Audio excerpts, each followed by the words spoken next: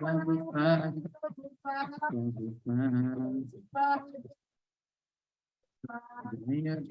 Gurudev, Gurudev, Gurudev, Jaya Jaya Gurudev, Gurudev,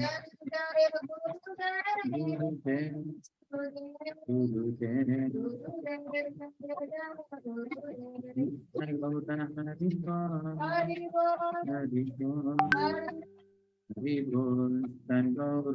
Hari Bol, Hari Bol.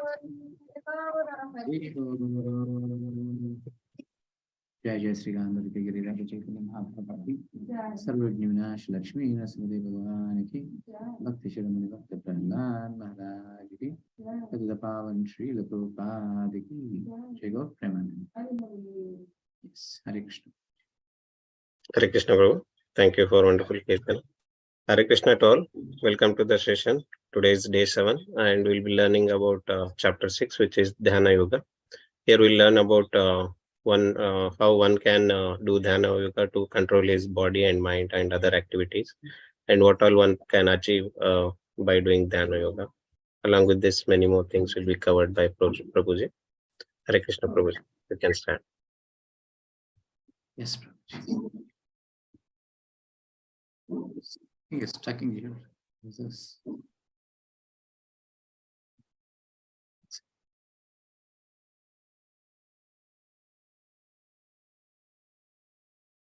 Okay, Hare Krishna once again to all. Welcome. So today is the 6th chapter, and this is Dhyana Yoga. So many of us do Dhyana, isn't it? So let us today see what is the meaning of Dhyana Yoga, especially what is yoga. Okay, so each day we are seeing something higher and higher. So from the basics, we are learning how to understand who we are. Who are we? We are a soul. Then how to do our activities and the transcendental knowledge, and how to do our activities in this transcendental knowledge, that is in Krishna consciousness. And today we'll be seeing about this Dhyana Yoga, or what we call as meditation. Okay, Krishna is explaining this. So first, let us start with our prayers. This is the only qualification that we can execute, is humble prayers to the spiritual master and Krishna. It is only by their mercy that we will be able to understand these things. Okay, so let us together chant this Mangala Charan, prayers by folding our hands and from the bottom of our heart. Okay? Yes. Om Ajnanatimirandasya Jnananjana Shalakaya Chakshurunmilitam Mena Tasmai Sri Gurave Namaha. Nama Om Vishnupadaya Krishna Preshtaya Bhutale Srimate Bhaktivedanta Swamin Niti Namine Namaste Saraswate Deve Gauravani Pracharine Nirvishesha Shunyavadi Paschatya Deshatarine Jai Sri Krishna Chaitanya Prabhu Nityananda Shri Advaita Gadadara Shri Vasadi Gaura Bhakta Vrinda. Hare Krishna Krishna Krishna Hare Hare Hare Rama Rama Rama Hare Hare. Namo Vishnupadaya Krishna Preshtaya Bhutale Srimate Jayapataka Swaminiti Namine Namacharya Padani Tikrapavadayana Gauragata Damadayana Gragaram Mukam Karoti Vachalam Pangum Langayate Grimit Kripatamaham Vande Shri Gurum Dinatarinam Paramanandam Madhavam Shichait. So before going further, let us first show our gratitude and thanks to His Divine Grace Abhay Charanarvinda Bhaktivedanta Swami Srila Prabhupada, who is the founder Acharya of this International Society for Krishna Consciousness. Just we came to know about Krishna consciousness only by Srila Prabhupada. Yes, it was hidden only among the pure devotees, but he is the person who made it open to the whole world. So we are also fortunate to be in the period of Srila Prabhupada's mercy. Okay, before this, even many great souls do not know what is bhakti. Even our ancestors, they used to have this bell and do with the camphor arati. That only bhakti we thought. Bhakti is love of Godhead. Prabhupada explains this. Anyhow, so before going for today's chapter, let us see what did we discuss yesterday. Yesterday's acronym was a step. So in this, we saw a wonderful story, how to stay in this world. It's a meaningful story. Just to understand how to lead a life in this material world and how to be happy, especially. And who is the real doer? It's only Krishna. Because without his mercy, without his sanction, nothing is going to happen. Yes, I might desire, but finally it is Krishna who sanctions it. And finally, I am not the doer. It is three modes, or the Prakriti, or the nature. That's the job. Then equal vision. When we have this transcendental knowledge, our vision transforms to divinity. Then we will be able to see the reality. That is all spiritual things, that the source of everything is the Supreme Lord Krishna. Then this knowledge makes us come to the peace, to the platform of peace, that is peace formula.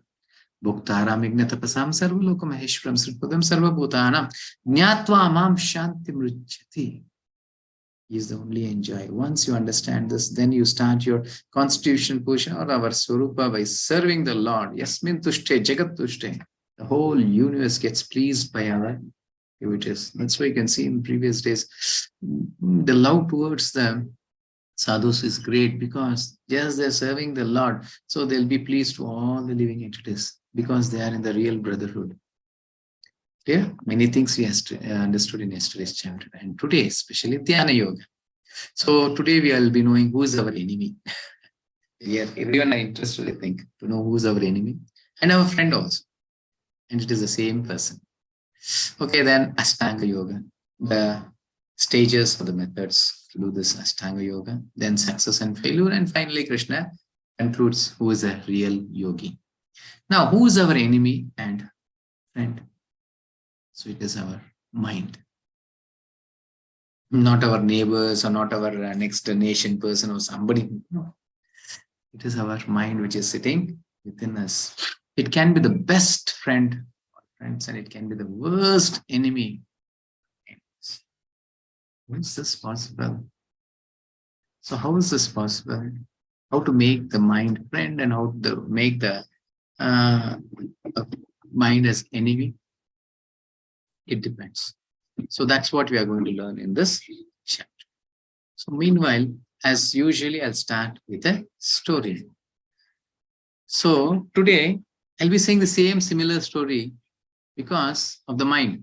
So here in Srimad Bhagavatam, mind is compared to a monkey. Have you know the nature of a monkey? It's very flickering. It cannot sit in one place. Usually jumps from one branch to the other branch. It keeps on, is always busy, jumping here and there. Never it will be peaceful. And in Srimad Bhagavatam, it is compared the mind to a monkey and not to an ordinary monkey. And that monkey is mad. Ordinary monkey itself will not sit in one place. And what to speak of mad monkey? Then it's been drunk. It has been drunk and intoxicated. Then its leg has been pricked by a thorn. So many troubles. Just imagine how that monkey will be. That is the position of a mind. Okay. So the same thing. Once what happened? A group of monkeys entered a garden, which was next to the forest. And that gardener was shocked. Okay, fine. What to do? It was a mango garden. Fully mango trees were there, and this all monkeys came and spoiled all the trees and fruits, everything. Then finally, this gardener called all the monkeys. He asked them, "You have a wonderful forest. There's so many trees and so many fruits you have. Why do you come to my garden?" Then all the monkeys said, "Yes, my dear sir, we have wonderful fruits, but we don't have these mangoes. We are missing it. So we have come to your garden.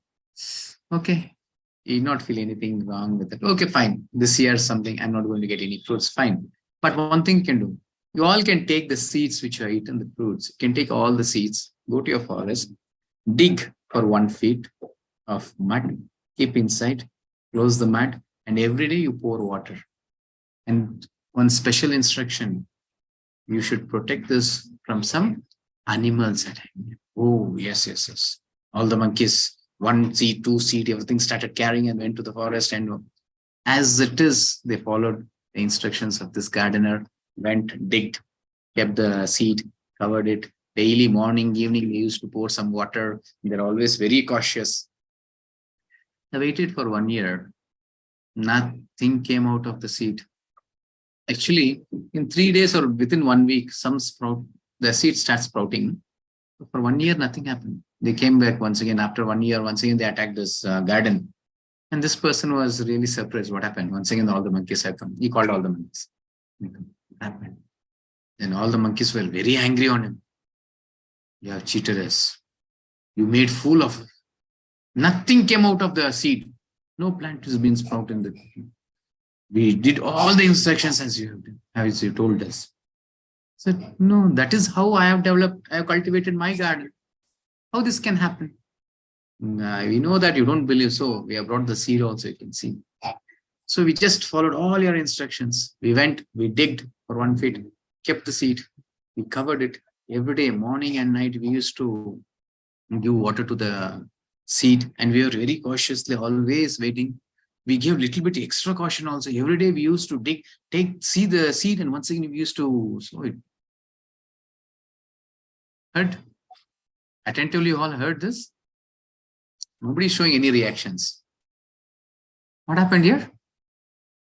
A little bit of extra caution there. Protection. What is that? Every day they are digging. Every day they are taking the seed and keeping it this side, and they are closing the mud. Will anything sprout from that seed?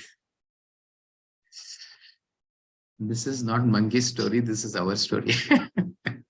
This is what we do. We come to devotional service. We don't have patience. We always start digging our heart. Chanting, nothing happening, nothing happening. Hearing Bhagavad Gita, nothing happening, nothing happening. Isn't it? We'll do something little bit extra, and what we were supposed to get, we don't get even that. So you can see many devotees, day by day, they are reducing. Day by day, many are not turning on their videos also. What happened? First, day 1, everything should happen. No miracles is happening, nothing is happening. What Bhagavad Gita? Nothing. No, the same thing monkeys were doing. So our enemy was our mind. It is not making us to be patient. Letting us to be patient is always agitating. It is flickering. But an intelligent person utilizes the mind as his friend. Okay, today let us see those things. And today's acronym is EASY, easy. Enemy or friend, Ashtanga Yoga, success and failure, and yogi. Here, Krishna is saying, Bandhuratmanastasya yenatmaivatmana anatmanastu shatrutve vartate tvamai shatruvat. For him who has conquered the mind is the best of friends. But for one who has failed to do so, his mind will remain the greatest enemy. So, how to make the mind as our friend? The same mind. You know how this works? Actually, Bhagavad Gita is a science. It is not a concocted story or something Krishna is saying to Arjuna. No. He is the creator. He is the Supreme Lord. Agilanda Koti Brahmanda Nayak. He knows, because he is the creator, he knows how to utilize this mind. It's a science. He will teach us how this mind can be controlled, how it works. Above the mind, what is there? Below the mind, what is there? How the mind gives the instructions, and whose instructions does the mind follow. All these things will be explained in this chapter. When our mind is our friend, If it is our friend, it does. Follows direction. When there is no direction, what happens? A driver in a car is not just touching the steering. What happens? Definitely there will be an accident. No? That is what we are experiencing every day in our life. No direction to the mind. It takes as the senses shows the direction. So it's only a miserable life. Okay, then progressive and healthy choice. And actually the direction comes from the intelligence. And how to develop the intelligence? By scriptures. By giving the knowledge, proper knowledge. By reading Bhagavad Gita every day. Understanding what is life. This is how you give the directions to the mind. If you don't give a proper direction, what happens? It follows as the desires of the senses. So definitely the senses end with miseries. Ehi samsparsha jabhoga dukkha yonaya yevate. All our activity ends with misery. That's what Bhagavad Gita Krishna says. Any of our material activity, let it be anything, ends with misery. Clear? So we should have a proper intelligence which is capable of guiding this mind. Then you'll have a healthy choices. Definitely we have many choices to be taken in our life. Padam padam yadvi padam natesham. Every step it is an anxiety. We have to take one or the other decisions in our life. Choices. Yes. To take the right choice, we need intelligence. And that intelligence is developed by reading scriptures, that is Bhagavad Gita, or taking the instructions of the spiritual master. Then detached from sense gratification. Once you have a perfect instructions, definitely you don't take any instructions from the senses. So you know this is bad because the ultimate result of all sense gratification is misery. And why should I engage in it? Automatically it gets detached. Clear? Yes. Result, freedom and elevation. So this material world is something like this whirlpool, which is in the river, it rotates and it just pulls inside. So when there is no water, what happens when it is dried? You can see the mud.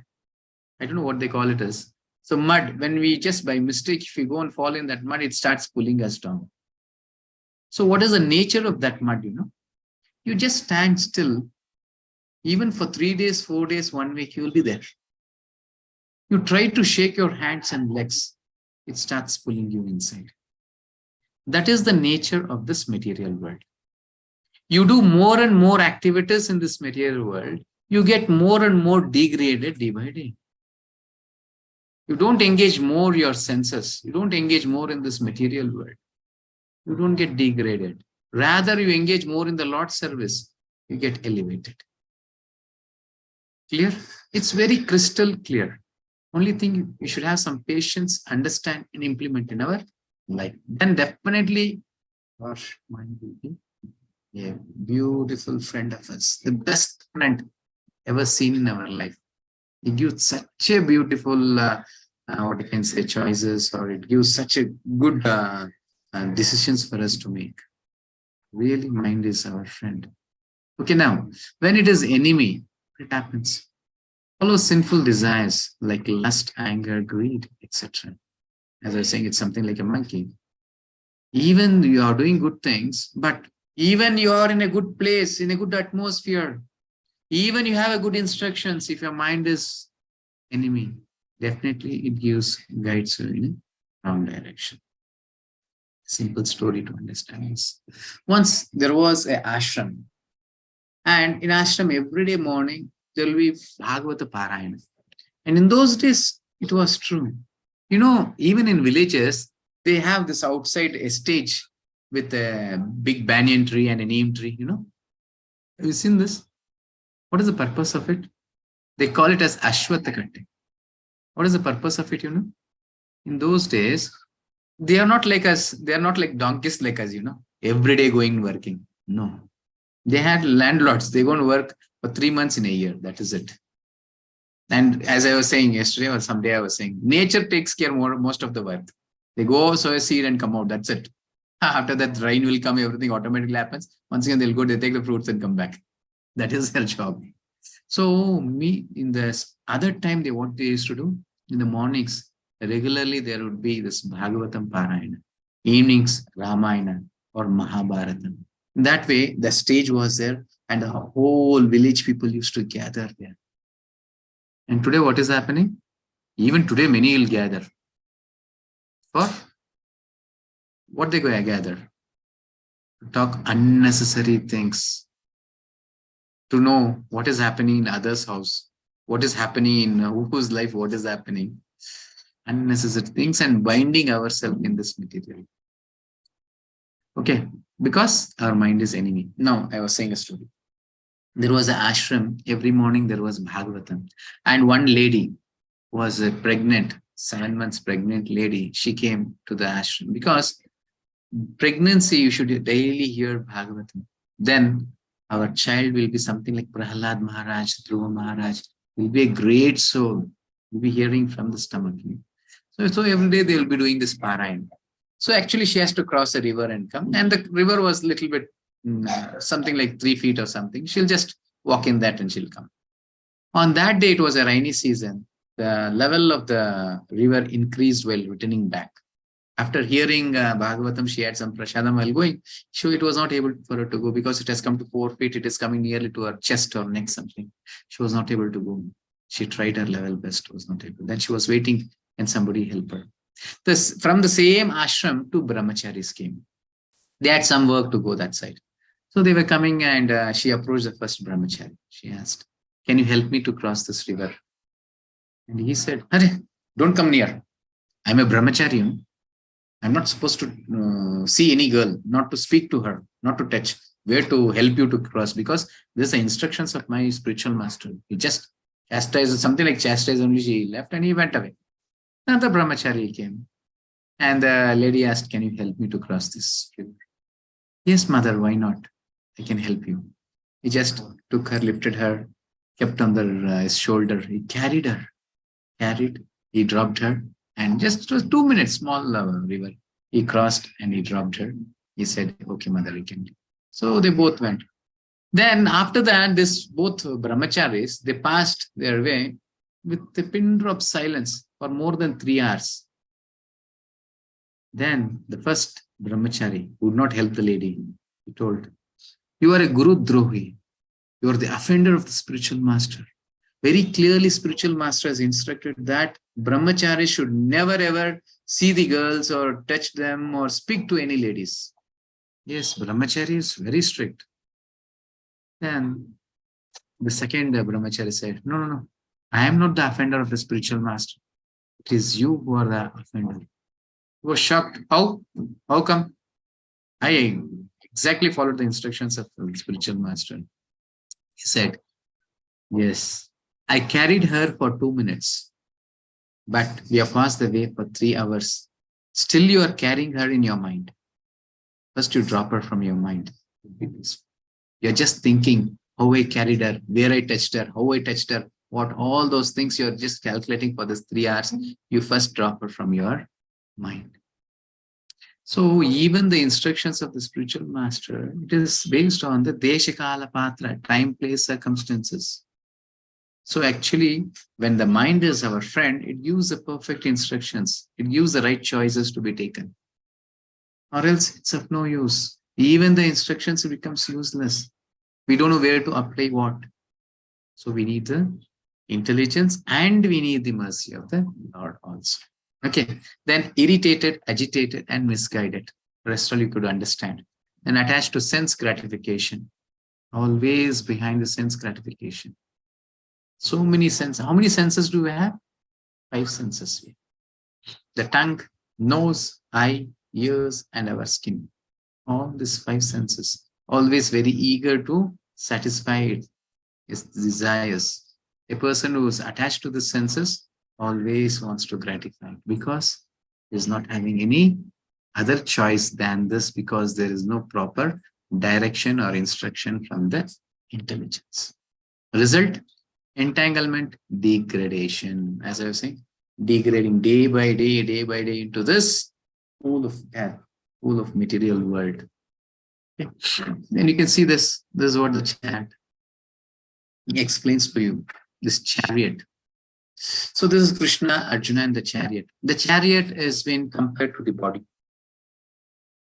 and horses is been compared to the senses, and the what we call that wife or something, which is holding the rope, that is compared to the mind, and the person who's holding it is compared to intelligence, and it is the soul who's sitting within this chariot. Clear? I hope you understood this. Now, who is below whom? Who is below the mind? It is the horses. That means the senses. The senses are under the control of this mind. Clear? Intelligence is above the mind. If the intelligence is not having proper knowledge and it is not guiding the mind, what happens? A person who's holding the rope of that horses, if he's not guiding it for the left or right, it just starts running in its own directions. And actually, the soul should be proper. He should understand what is this Swarupa or constitutional position. He should guide it. Clear? So, to understand this, it's another storyline. So, once Alexander, I hope you all know Alexander. So, he entered our India, the border of the Indian territory. So then he was thirsty. He came with this huge army. He was thirsty and he saw a small ashram, very far distance. He sent his army chief, can you get me some water to drink? So that person came to this ashram and there was a sadhu sitting. He said, Alexander the Great has come. Can you give some water to him too? And that person said, sadhu said, you ask him to come here. And he went there. He replied to the Alexander that I went and asked for the water. He said, he's calling you to go there. What? Me? I should just for a little bit of water, should I go to that sadhu? I think you'd not say, bro. You should have, you said as an ordinary person has come. You should have been said, Alexander the Great has come. Then the soldier or the army chief, he says, yes, first I said Alexander. Then I said, Alexander the Great. Then he said, you only should come to me. After that, he's calling you. And he was very angry to hear this. He took his sword. He went there. Just took the sword and kept on his shoulder. How dare are you are asking me to come to you to get some water? Do you know who am I? What will we do when somebody is coming with us with a sword and keeping it on our shoulder? Anytime he can cut the throat. What will we do? Hey, yes, sir. Whatever you say, I'm ready to do. But this person, what he said, when he asked, do you know who am I? He said, I know very well. You are the servant of my servants. Understood? You are the servant of my servants. This person was really shocked to hear this. I have seen so many kings. Just hearing my name, Alexander the Great, they come and surrender to me. No need to even go and what I can say. The battle also is not needed to put any war and anything. Just hearing my name and soldiers and my power and my nature that I'm so cruel and I can kill anyone. They surrender to me like anything. And you, I'm keeping the sword on your shoulder. Any moment I can just cut your throat. How dare and how think you are saying that I am your servant. And he understood. He's a Mahatma. He just dropped the sword. Can you please explain this? In what terminology and in which understanding you said this? Then he said, all the senses are my servants. Just they obey me. And he said, Kama, Krodha, Lobha, Moha, Madamatsya, everything, it's my servants. When I want my eyes to open, it will open. When I need my tongue to taste something, it will taste, otherwise it will be gone. What is your situation?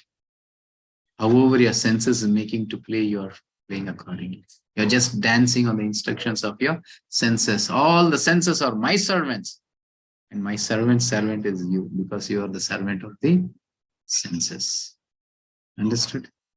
And it is explained that there is Goswami and Godasa. Go means senses. We have in our parampara 6 Goswamis.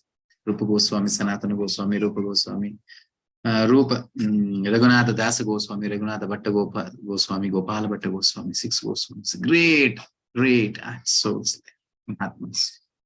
Because they were able to control the senses. And we are all Godasas, servant of the senses. Very important to know this. How to make our mind a friend and enemy. Yes. Class ಮಧ್ಯದಲ್ಲಿ ಮಾತಾಡಕ್ಕಾಗಲ್ಲ. ಆಮೇಲೆ phone ಮಾಡ್ತೀನಿ.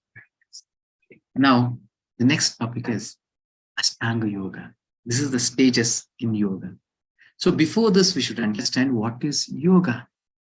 Okay, yoga is something like activities like this, putting our head down and putting the legs up. We call this as yoga, or some physical exercises, or some gymnastic, or something like yogis going to the Himalayas and just torturing their body like anything. Is this all called as yoga? No. Then what is yoga? Yoga is nothing but from the word yug. It is derived from the scriptures, the word yug. Yug means nothing but connecting. Clear? Yug means just connecting. So yoga means connecting to the Lord. Connecting to the Supreme Lord.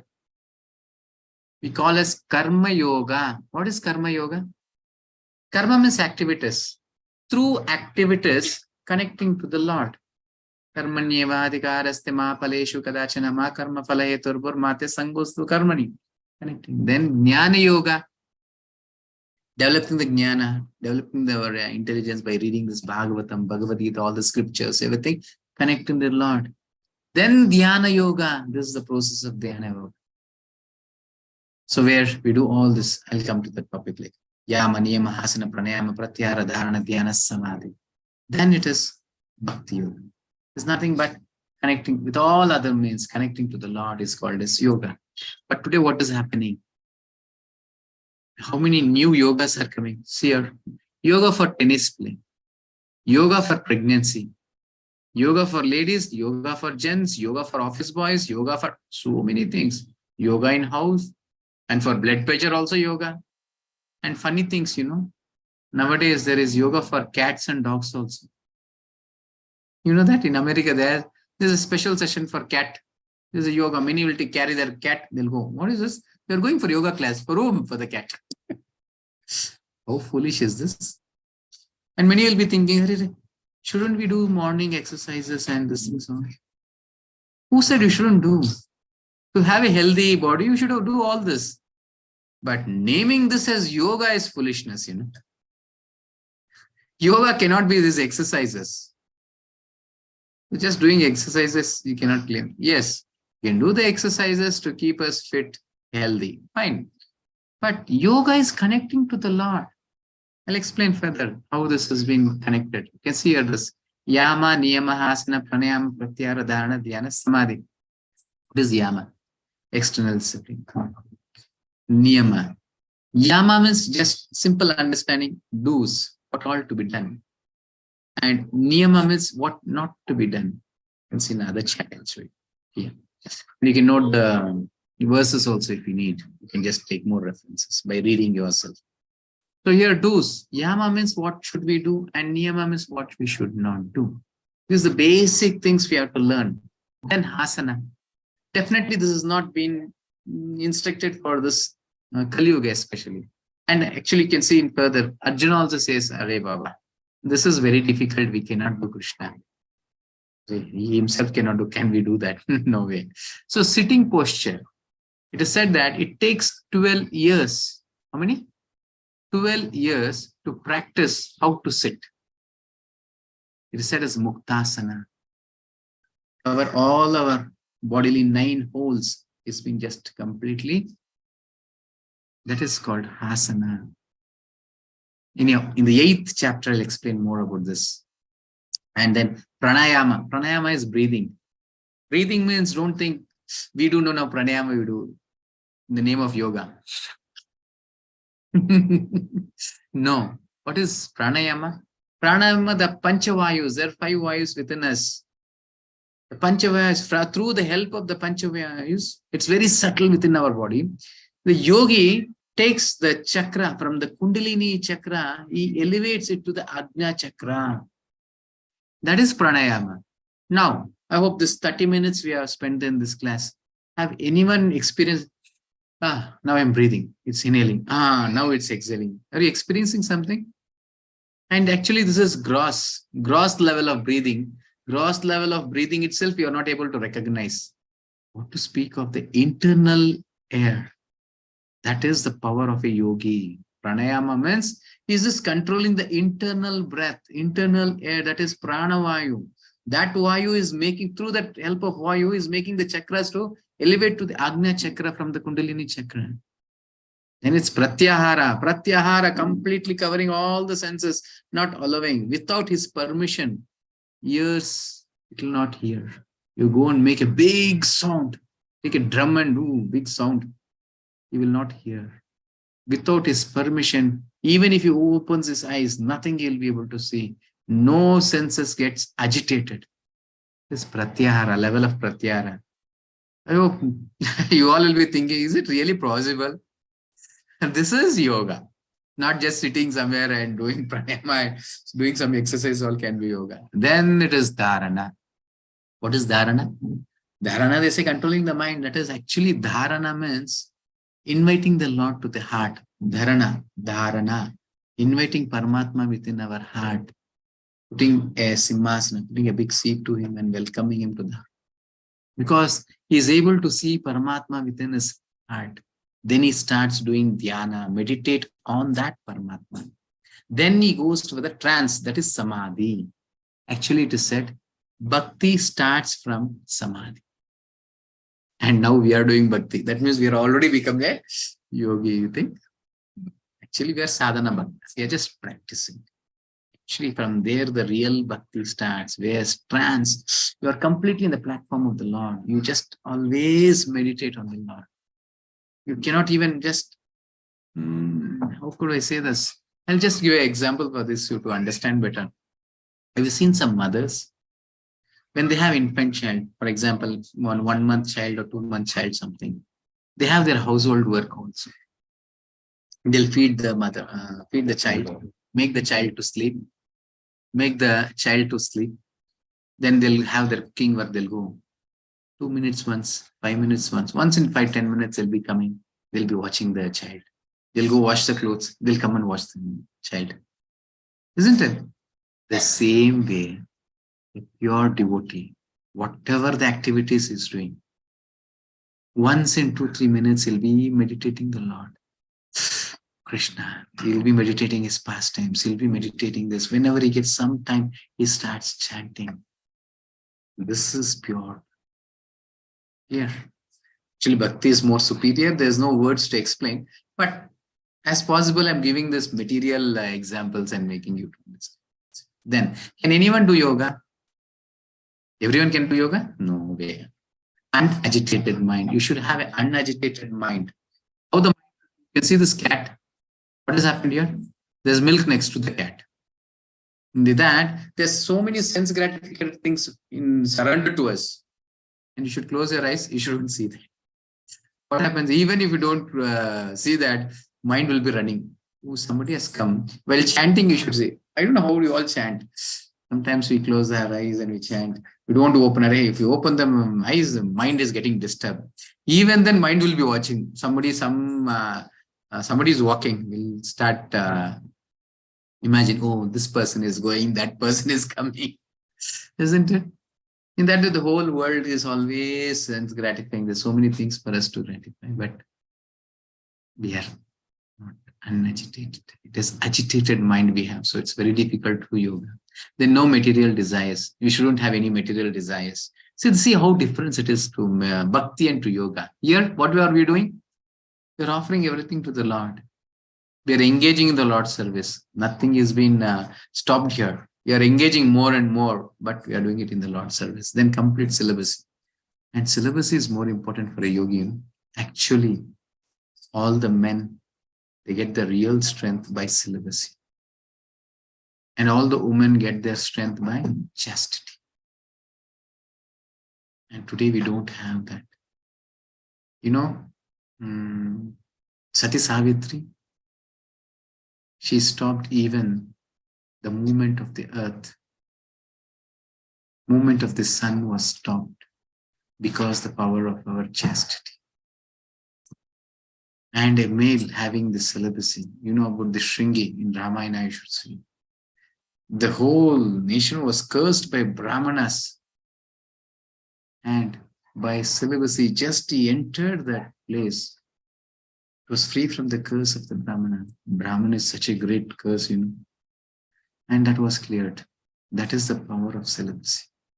So nowadays, where we don't know anything about this, even nowadays, even a small kid at the age of 6, 7 years, they are not in syllabus. Manasa vacha karmena.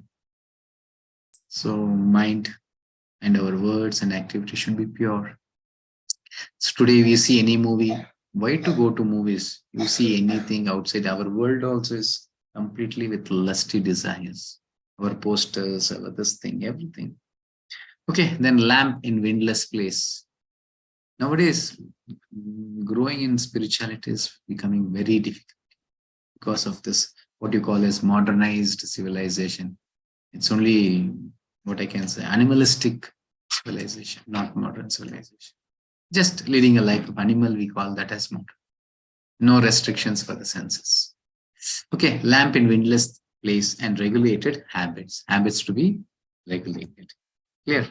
Then now we can hear the question of Arjuna. Arjuna is saying, mission impossible.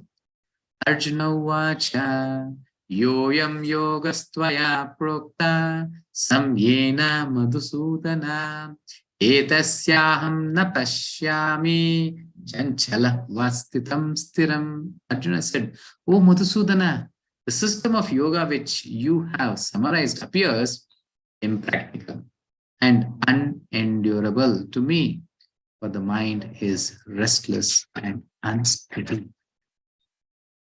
Who's saying this? Arjuna. You know something about Arjuna? Once there was some examination by his spiritual master. So he had kept a bird, wooden bird on a tree. He called all Kauravas and Pandavas. He asked everyone to aim the eye of the bird. Yudhishthira Maharaj, he asked Yudhishthira Maharaj, what are you seeing? He said, I'm seeing the bird, I'm seeing the branches, and I'm seeing some ants, and I'm seeing something in nest. So when I strike the arrow, I should be very careful that it shouldn't fall on the nest, or it shouldn't fall on the ground also where the ants will be disturbed. He said, yes, you'll be a good king because you have a good vision of everything, but you cannot be a good archer. Then he asked everyone in this one after the other. And he asked Bhima also, what are you able to see? He said, oh, I can see the fruits in the tree. He was not able to see the tree also, not the bird also. He was able to see the fruits. So then finally he comes to Arjuna. Arjuna, what are you seeing? Arjuna said, my dear master, I could see the eye of the bird. What? Eye of the bird. Are you able to see that tree? Said, no, master. Are you able to see the bird? No. What are you able to see? Only the eye, the bird. Such was the quality of Arjuna. He was able to target the, what the instructions of the spiritual, just to strike the eye of the bird. And he said, Arjuna, now you strike. He just left the arrow, just strike the eye of the. That was Arjuna. And now that great Arjuna is saying, controlling this mind is impossible, Krishna. It is unpractical. And now many will be having some other question also when I say this story. How come? If he's a good warrior, no, he should have a broad vision. He should be able to see each and everything.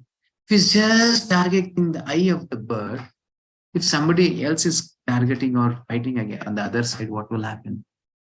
Actually, this is the basic learning. Should make our mind to sit in one place and target one part of it. What happens? This is called perfection. That perfection can be multiplied into 200s, thousands. Arjuna was able to shoot the arrows at a time, thousands of arrows at a time, and all the arrows will reach the target. That was the power of Arjuna. For example, now we are walking, while small kid was walking, it used to do some mistakes or climbing a staircase, you think. You are needed to learn only one step, how to climb that step. That's it. The second, third, automatically it happens. You have to learn only one step. The same way, perfection in our life, only one that can be multiplied many times. Clear? Yes. Now, once again, Arjuna is saying, Chanchalam hi mana Krishna pramati balavadrudam asyam nigraham manye vayorivasu dushkaram. The mind is restless, turbulent, obstinate, and very strong. Oh Krishna, and to subdue it, I think, is more difficult than controlling the wind. Why is he saying this? Because he had the power to control the wind. How many of us can do this here? Can you stop the wind? Not, we cannot even realize that whether there is a wind or no. That was the power of Arjuna. He was able to control the wind. He was able to control even this astras like Brahmastra, Pashupatastra, was able to make the rain to come, the fire to come, so many things he had. Such great personality, Arjuna is saying it's not able to control the mind. And actually Krishna also accepted him. He says later, here you can see the nature of our mind. It's flickering. As Arjuna was saying, it is always flickering, raises doubts due to attachments, rationalizes attachments. And to be very cautious too in this, even great souls get disturbed, by this mind. Great souls, not like us, ordinary people. So there was one devotee by name Viplanarayana, a great devotee. He is beyond this yogis. He is something samadhi level. He was attracted only to the Lord. Nothing else in this whole world was attracting to him. Every day he used to pluck some flowers or tulsi. He used to make some garlands and go and offer to the Lord. He just engaged in the Lord's service. So once there was a prostitute by name Deva Devi. As her name suggests, Deva Devi, she was so beautiful that she was attracting even the Devatas. So whenever she's walking on the streets, all the men who were on the sides, they used to just fall down like anything because they were not able to remove their eyesight from her. So they'll fall down here and there. There were so many accidents. She used to laugh, smile, and go seeing all this. So this Viplanarayana is coming just right opposite to. After the service of the Lord is coming, he saw her and just he went the other way. And many friends of this Deva Devis, they started laughing at her. But Deva Devi, your beauty has gone now. See, this person is not at all agitated by your beauty. And she got very, angry on this. She said, I'll have a challenge. One or the other way, I'll trap him. At once, she changed all her dress. She was having some jewelry and a good silken sari, everything she changed. And just an ordinary lady, she went behind this Viplanarayana. And she went to the ashram and she requested him, please, I'm helpless. Nobody is there to take care of me. Can you give some shelter to me? Some service I'll do here. And he said, my dear daughter. How is he calling? My dear daughter. This ashram is meant for men, not for women. So you cannot stay here. Then she said, you are like my father. Please allow me. I'll be here. Okay. He was very merciful on her. Showed the compassionate. So, okay. You do some service. You collect the flowers or do some cleaning part. And this went on for a few days. Later, but one day what happened? It was a rainy day. He went to the service of the Lord. He came in the rain and he was a little bit shivering and he was lying down. He slept. And she came. Then she said, my dear master, my dear guru, whatever, can I serve you? I'm so unfortunate that I'm not serving you. I serve all other things, but I'm not able to serve you. He said, I am a servant, but why you want to serve me? I cannot take service from you. She said, no.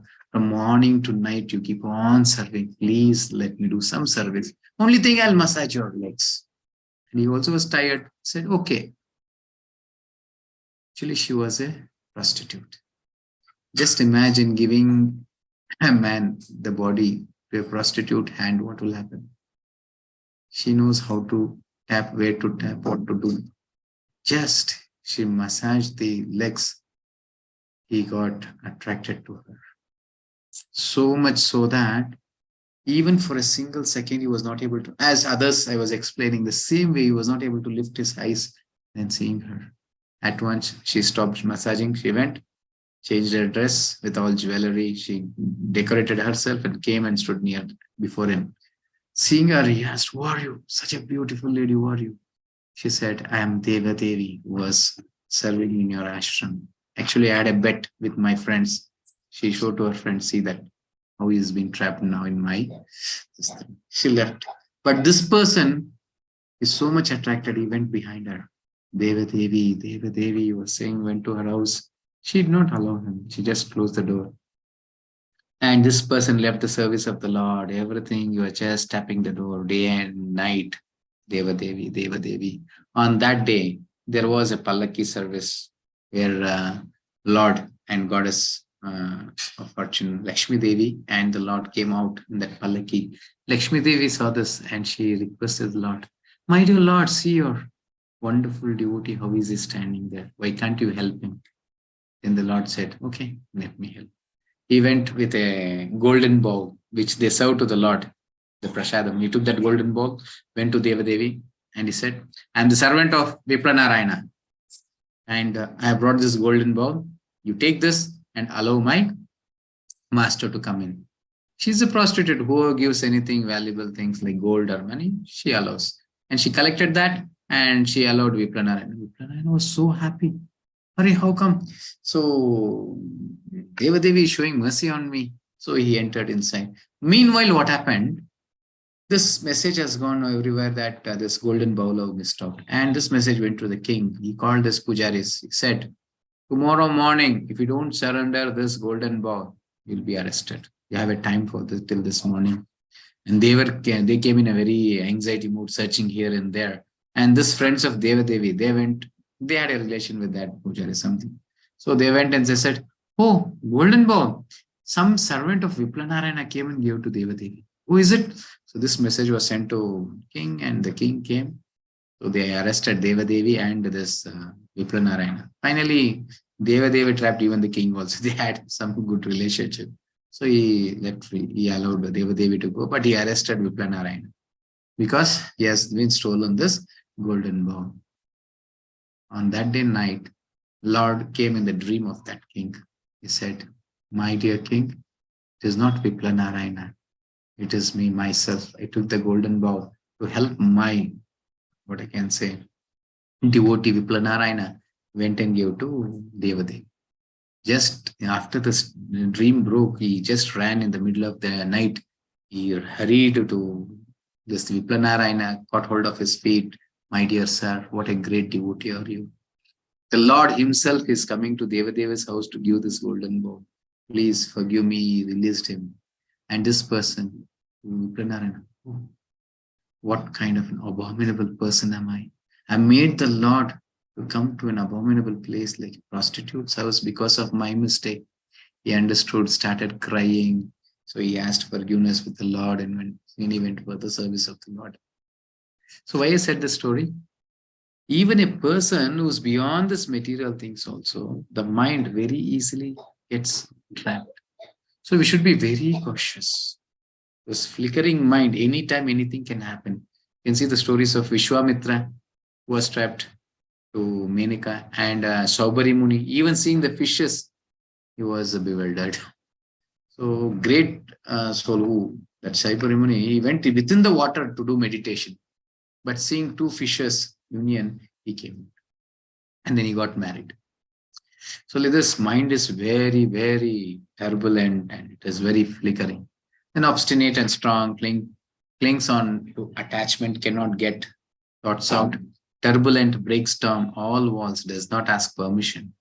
Once a person who is lusty and where there is no direction for the mind, it just crosses all the limits. You can see so many crimes in our this thing. There's so many rapes, so many murders, everything. Why is this happening? No direction for the mind, no Bhagavad Gita. I said from the day one, No Bhagavad Gita, no life. So many days, what life we led is only a foolish life, animalistic life. We have not led a life of human being. Now, if we start understanding what is Bhagavad Gita and implementing in our life, it becomes a human life. Okay, now Krishna says, Sri Bhagavan Vacha Samshayam Mahabaho Mano Durnigraham Chalam Abhyasena tu Kaunteya Vairagyena cha Grihyate. Yes, Krishna is accepting Arjuna's thing. He's saying, Asamshayam Mahabaho. Yes, accept your words, Arjuna. Samshayam, definitely you cannot overcome this mind. Mano Durnigraham Chalam. But still you can do. He's not saying that I'll keep my hand on your head so that you'll happen. Many pujaris or many sadhus, many dongi babas did. I'll keep the hand on you. I'll bless you. Everything will happen. Krishna, the Supreme Lord, he's not saying that. He's saying, Abhyasena tu kaunteya, you have to practice. Vairagyena chakrihyate. Develop detachment and practice. Definitely you can succeed. This is what is knowledge. Bhagavad Gita is not superstitious, something saying and making you to be in ignorance. No, it is getting you to the light, towards the light. Clear? Formula to control our mind? Practice. Very simple. Practice. Practice chanting. Hare Krishna, Krishna Krishna, Hare Hare, Hare Ram, Ram Ram, Hare Hare. Practice offering to the Lord. Develop a loving relationship with the Lord. Regularly, at least for 1 hour, read Bhagavad Gita. Understand what is life. Here it is said, following 9 processes of bhakti. Shravanam, Kirtanam, Vishnu Smaranam, Pada Sevanam, Archanam, Vandanam, Dasyam, Sakyam, Atmanivedanam. Here Prahalad Maharaj explains this to his father, Hiranyakashipu. This is how you can develop. The very basic thing is Shravanam here. Shravanam and Kirtanam and Smaranam. Without having any knowledge, without any hearing, how can you do that? After hearing, you start chanting Hare Krishna Mahamantra. Then you start meditating on the Leelas, what we are hearing now in the class, you start meditating on it. This is how the practice develops. Clear? And then, meanwhile, what happens? Detachment, Vairagyan. It's detaching the mind from activities not devoted to the Lord. Automatically, which is not related to the Lord, you lose the taste on it. Automatically, it happens. Automatically detachment develops within us. Practicing bhakti. Yeah. Now, success and failure. After all this, Arjuna, so compassionate, That is the nature of a devotee. Is asking Krishna. Rapya punya kritam lokan ushitva shashwati samaha suchinam srimatam gehe yoga brashto vichayate. Actually, Krishna is saying this verse. What happens to those yogis who could not become successful? This is the question by Arjuna. There is such a hard endeavor to them. Yama, niyama, hasana, pranayama, pratyahara, dharana, dhyana, samadhi, and they fall down. They cannot maintain. Actually, it's a great thing, A yogi, what is the difference between a yogi and a bhakta, a devotee?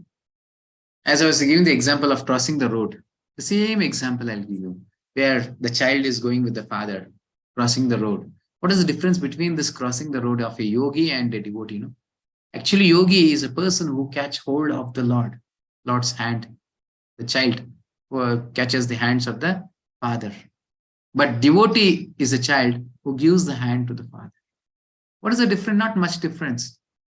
But when the child is holding the hand of the father, when there is some big truck or some big sound or some attractive things, some balloon or some childish playing things comes, he might leave the hand because very easily gets attracted to those things. But father, when his hand is within his father, let any truck come, any car come, or any beautiful things come, any attractive things comes, any playful things comes, father never ever is going to allow. He safely crossed the road. The same way, yogi, he endeavors so much, but he's missed out.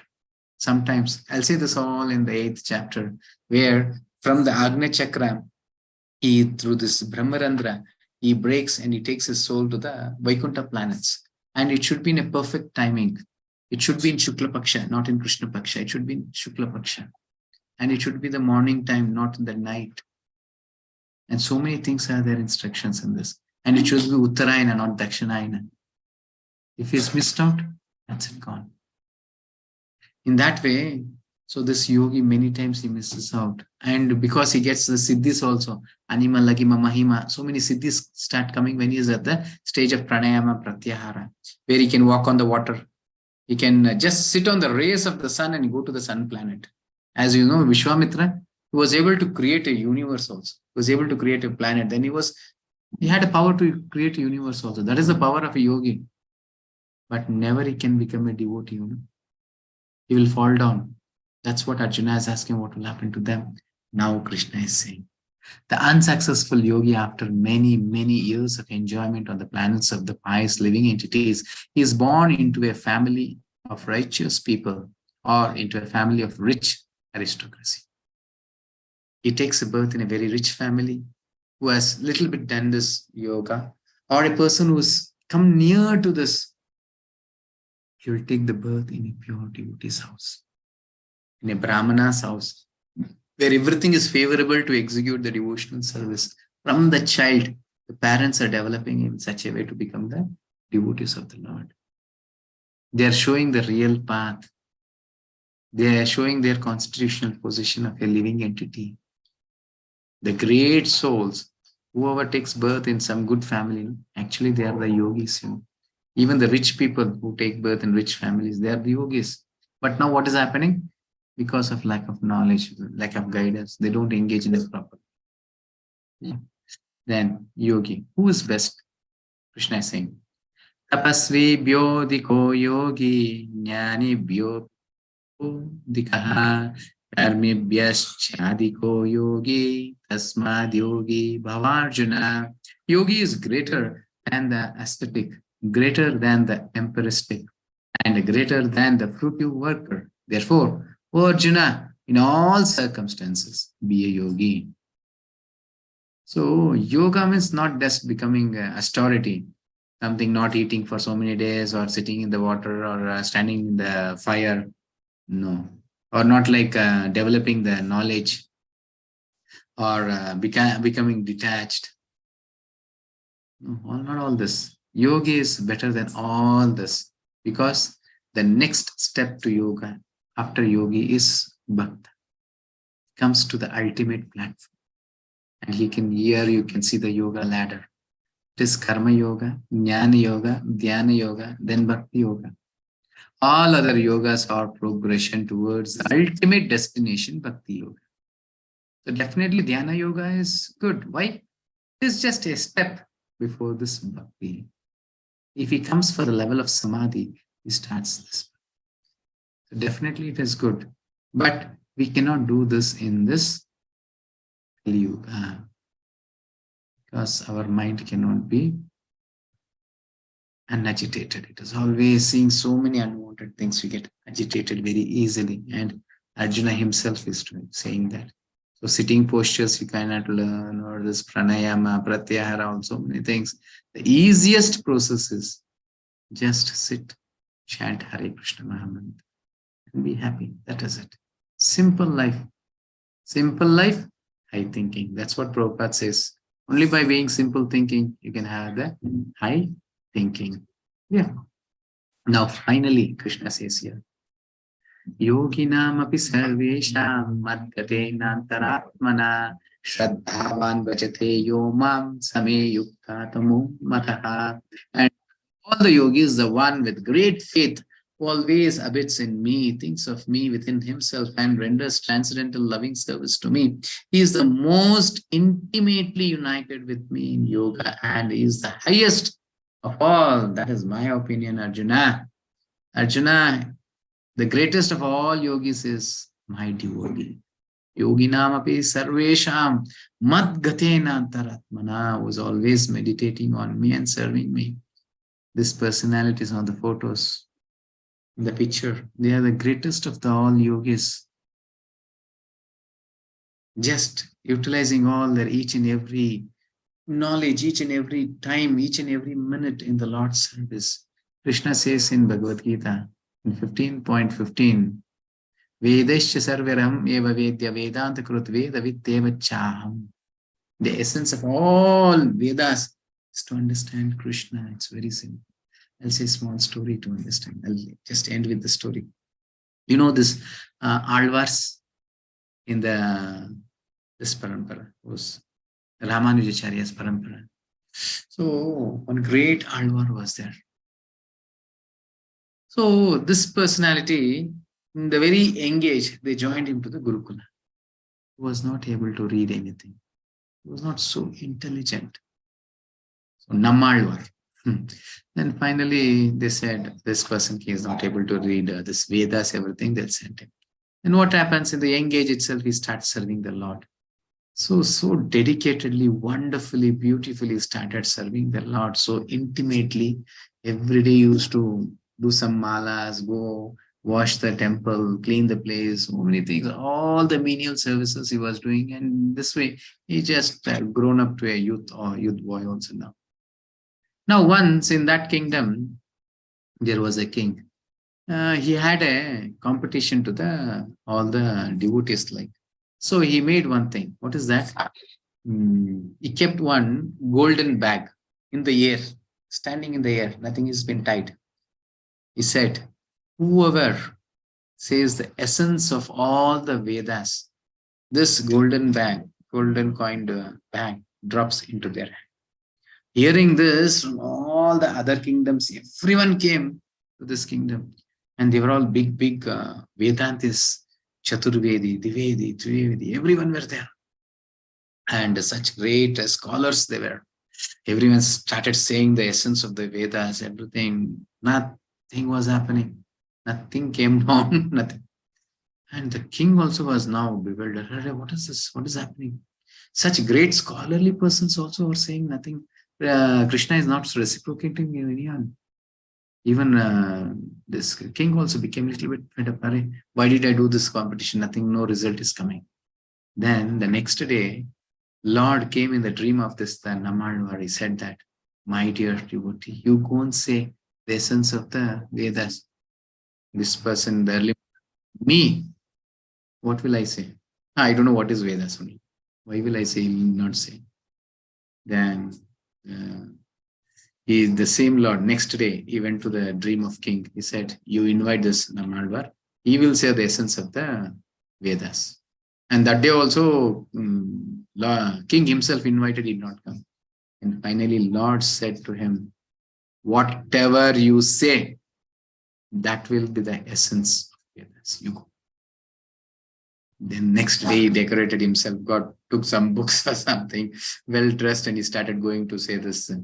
Everyone on the street, they started laughing at him. Oh, what a great fool are you. Great scholars. They were not able to say the essence of the Vedas, and now you are going.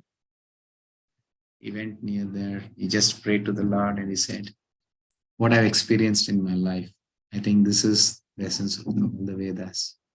Only without any expectation, lovingly serving the Lord, knowing the real purpose of life, understanding the intimate relationship with the Lord and serving Him. This is the essence of Vedas. At once, he said, the whole bag came present. All scholars and the king, everyone were so happy to see this. Everyone thought the essence of Vedas will be very difficult to understand. They did not know that it is so simple. And the king was so happy, so he wanted to reward him in a big way. So he called the Ambari. Ambari means a big elephant where the Lord is being carried. So for this, some procession. So on that big elephant, he made this Nammalvar to sit and he started carrying him there. Then when he was going there, actually the Lord, he himself came on the Garda, the eagle, to see, oh, my devotee has been glorified. And nobody were able to see the Lord. It was only Nammalvar who saw the Lord. He started singing a song on him. Palland, Pallayirthand, Palakodi Nooraayiram. You hear this song, no? This is a song sung by this person at that time. He started glorifying them. Even today, During some prayers, we chant this mantras. Even during this yajna also, we chant this prayers. Such is the greatness of this Lord. And the essence of all Vedas is to just know the relationship between the Lord and serving Him lovingly. So now Krishna is saying, Yoginam api sarvesham madgati natara. Among all the yogis, he is a real perfect personality, is a person who engages in my service. Now we start chanting Hare Krishna Mahamantra and offering to the Lord. We will the best yogis. No need to sit down and meditate, close the eyes, nothing. Start serving the Lord lovingly. That's sufficient. Chant Hare Krishna Mahamantra. Sufficient. Okay. Dhyana Yoga. Today, what all we learned? Enemy and friend. It is mind. And how is a friendly mind and an enemy mind? How it takes the decisions, all this. How to control this, all this we came to know. And Ashtanga Yoga. 8 limbs of yoga. Yama, Niyama, Asana, Pranayama, Pratyahara, Dhyana, Dhyana, Samadhi. Then what happens to a yogi who is not successful? Krishna will help him. Then yogi. Ultimately, Krishna says, yogi is a person who is completely surrendered to me and always engages in my service. He is the perfect yogi. Yeah. And tomorrow, we are going to be seeing 7th chapter. And I'll say you, actual Bhagavad Gita is the 6 chapters, which is in middle of the Bhagavad Gita, the 7th to 12th chapter. This is called as Bhakti Yoga. First 6 chapters are Karma Yoga. Last 6 chapters are Jnana Yoga. Middle part is Bhakti Yoga. And now Krishna is very pleased by Arjuna. He says, without any questions, Tachshunam. My dear Arjuna, you hear. I'll say some message to you that you cannot find in any Vedas. You cannot find in any Vedas, any scriptures, any Puranas, any Upanishads. The direct message from me I'm giving to you because you are my friend. And we are so fortunate through Arjuna, even we are able to understand this. Tomorrow we can see what is that message that Krishna is giving to Arjuna. Okay. So tomorrow we'll be seeing, hearing, everywhere, everything, essence, and accept or reject and the. Now there's a quiz link. I request everyone to attend this. Now let us chant once Hare Krishna. Hare Krishna, Hare Krishna, Krishna Krishna, Hare Hare. Hare Rama, Rama Rama, Hare Hare. Shunvatam swakata Krishna, Punya Shravana Kirtanaha, Hrudayantastu Bhadrani, Vidunoti Sursatam. Krishna saying in Bhagavatam, first canto, 2nd chapter, and 17th verse. Shunvatam swakata Krishna. You start hearing the katha of Krishna.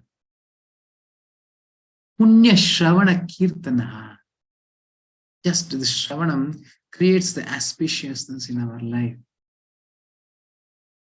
All our contaminations from our heart starts vanishing. Hrudayantastobatrani.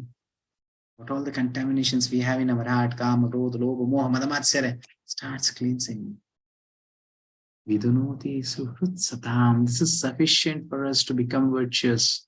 This is sufficient for us to become liberated from this material world. Nothing else. But attentively. Not just casually as a time pass. Attentively turn on the video, sit, make some notes, hear. Be serious in life to change our life and become a devotee of the Lord. That's sufficient. Rest all He will take care. Only we need a desire. That is what we are able to do. No? Only desire. Nothing else you are able to do. Take the right desire. Understand what to be desired. Desire to be a devotee. Rest all Krishna will take care. Okay? Yes. And this is our Lakshmi Narasimha. And this is Gandharvika Giridhar. That's Radha Krishna. And this is our temple, ISKCON HBR Limited. And if you have any questions, you can raise your hands. Meanwhile, we'll hear some announcements from Chandrasekhar. Okay? Hare Krishna. Hare Krishna, Prabhuji. Thank you for Yes, wonderful explanation. So we'll quickly see the report, Prabhuji, first. Yes, Prabhuji. Yes, Prabhuji. So yesterday, around 75 devotees attended the session. Quiz was participated by 49 devotees. 29 devotees did the chanting and 19 devotees did the Naivedya. Yes, There is Prabhuji. a decline in attendance day by day, Prabhuji. Nothing, we cannot do anything. Yes, Prabhuji. And there are no questions today, Prabhuji. Yeah. As I said today also, so patience is not there. One day they need the result. Some think in one day no result, so they might give it. Yes, okay. So there's a question here directly asked to me. So ultimately it is Krishna, but in the chanting mantra, you chant even Rama's name. Why? That is the question.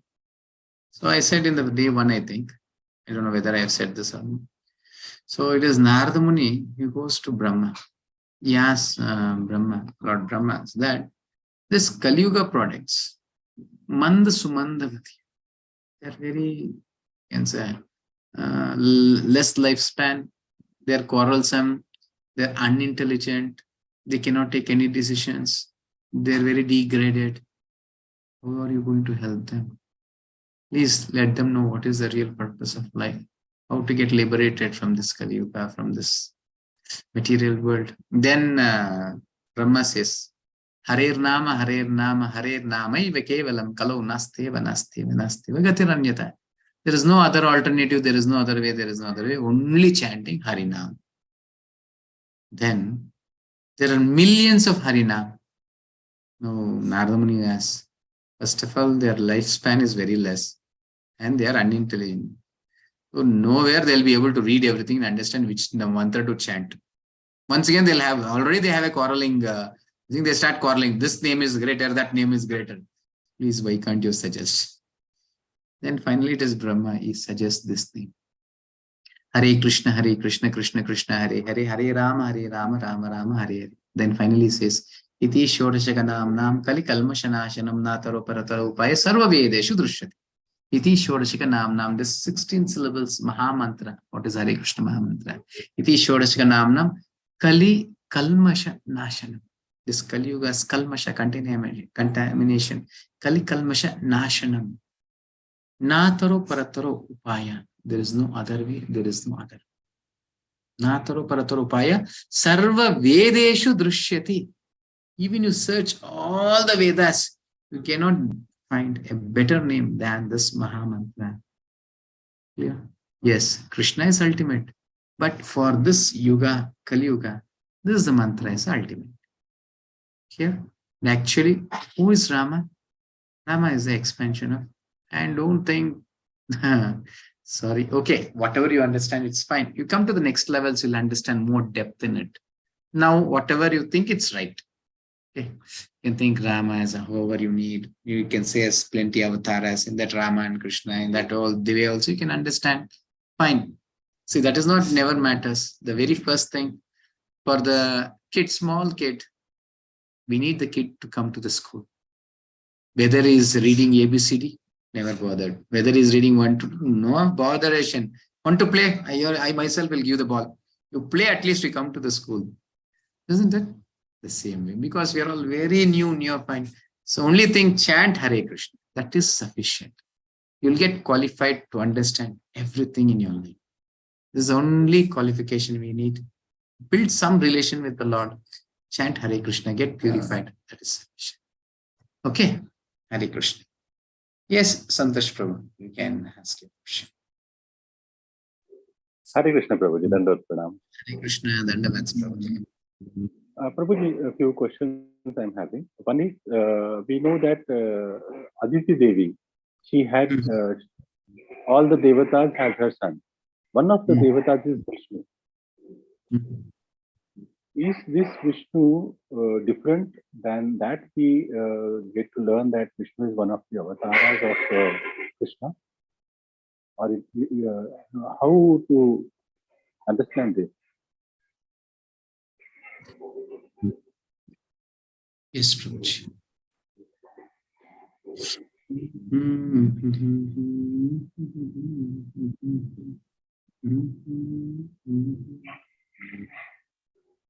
Okay, can you see this chat?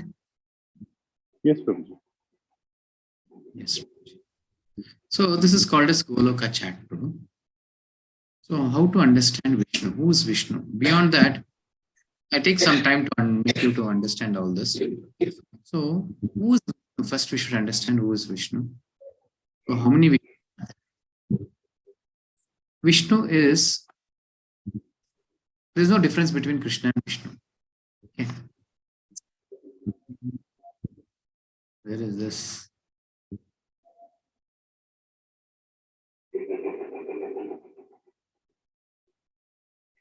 I'm showing this so that you'll be more clear in understanding, and I don't want to confuse you all. You can see here. This first Krishna. Krishna's expansion. I don't want to confuse you here also. Okay, it's Balaram.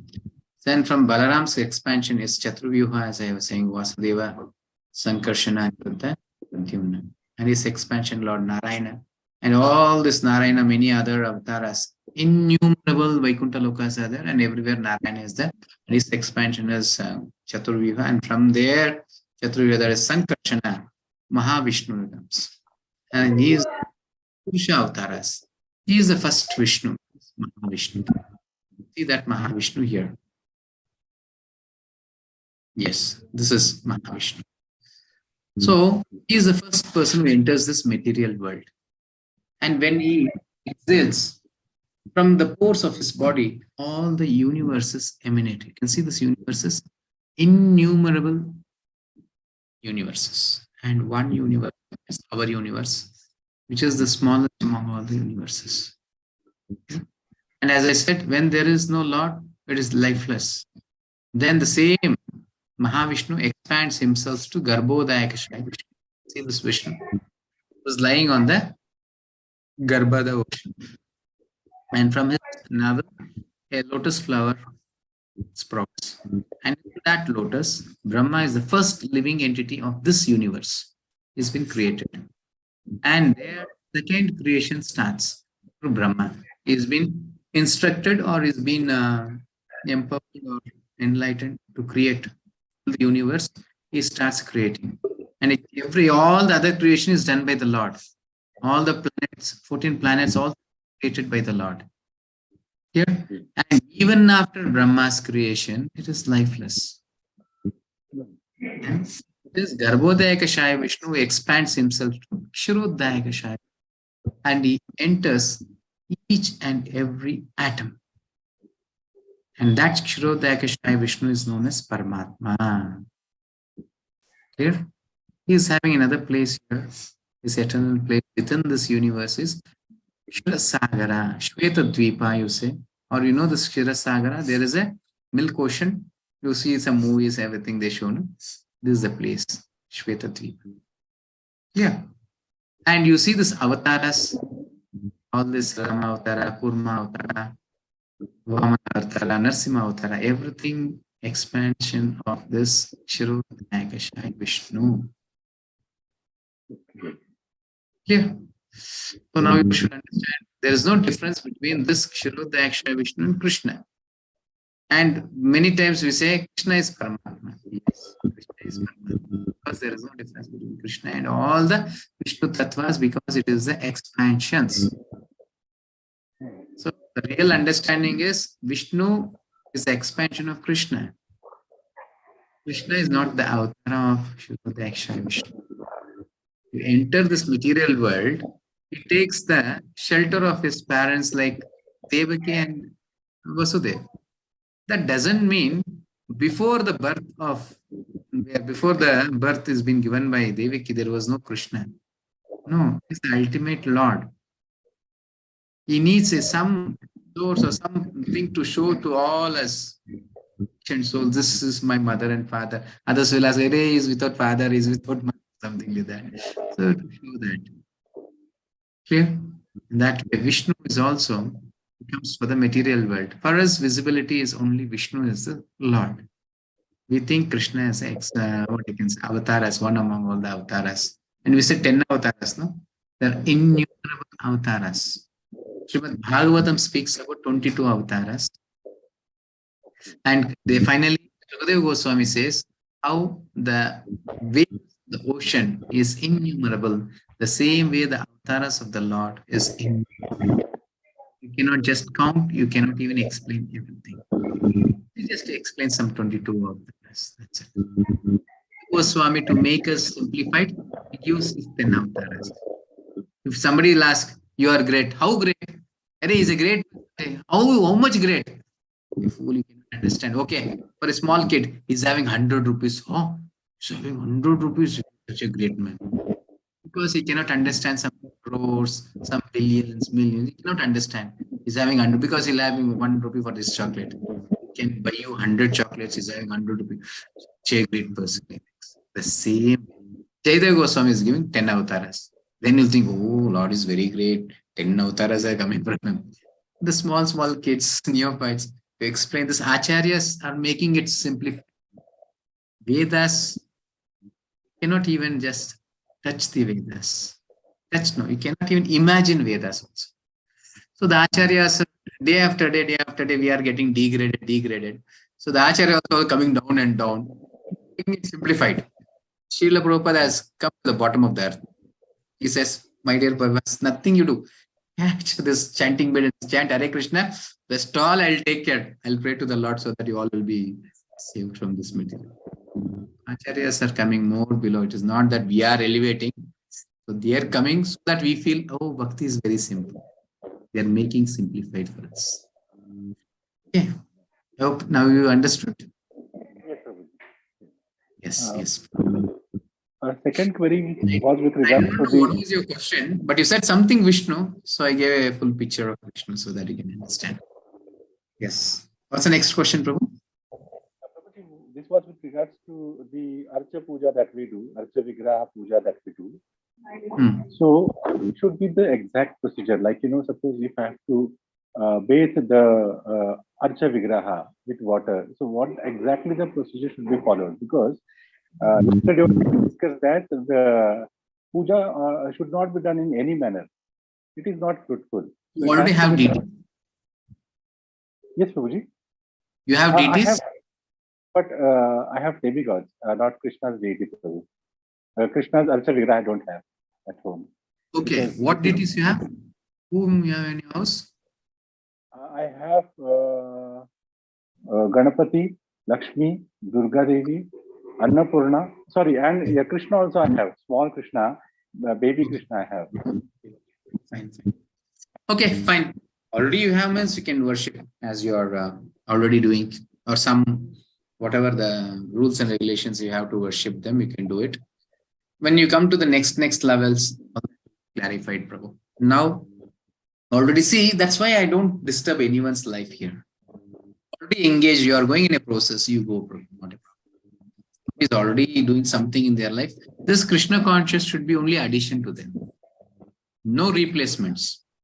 Addition, later part, when you come to the complete knowledge, you will understand what to take, what not to take. Then you can do your own decisions. You can take it. So this Vigraha Radhana, there is a process for Vigraha Radhana. The size of the Vigrahas, how the way you have to do, and how to do the Abhishekam part, how to feed them, take care of them. They don't think it's only ordinary people.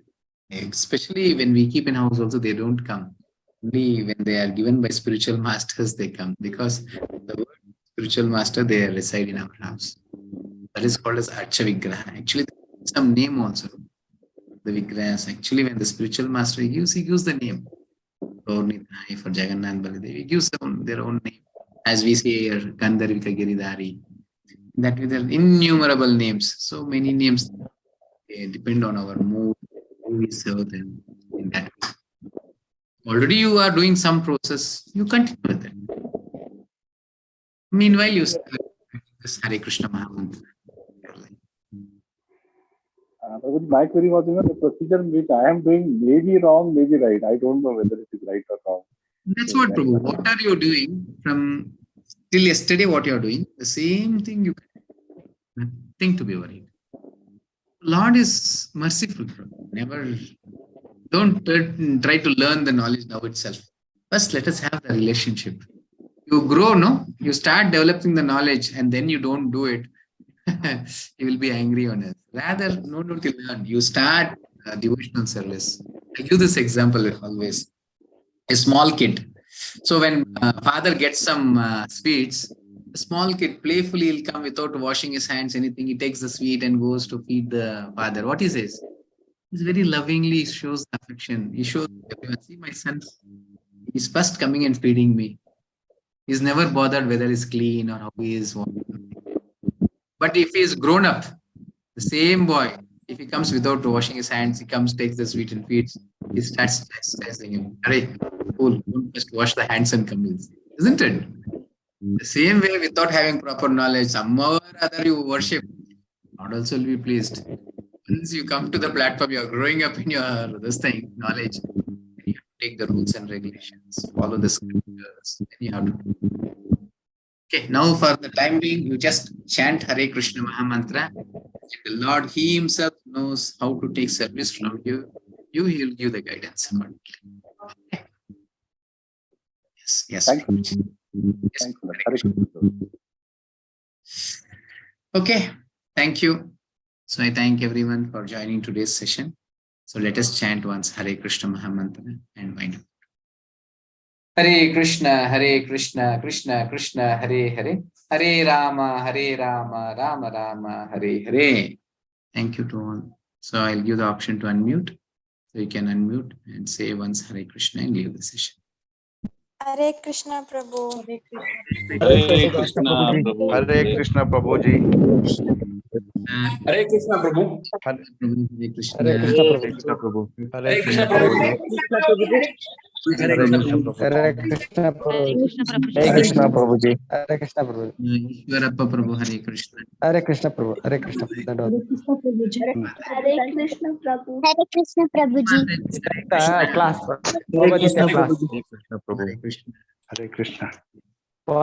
ಒಂದು ಅಧ್ಯಾಯ 18 ದಿವಸಕ್ಕೆ ಅಂತ್ಯ. Hare Krishna. Okay, thank you to all. Hare Krishna. Yes. Krishna Guruji. Bengaluru Hare Krishna, Chandrasekhar Prabhu. Hare Krishna. Hare Krishna Raghunath Prabhuji, Hare Krishna to all, Hare Krishna Raju Prabhu, Hare Krishna. Thank you all for joining the session. We'll continue with chapter 7. Prabhu. Hare Krishna. Hare Krishna.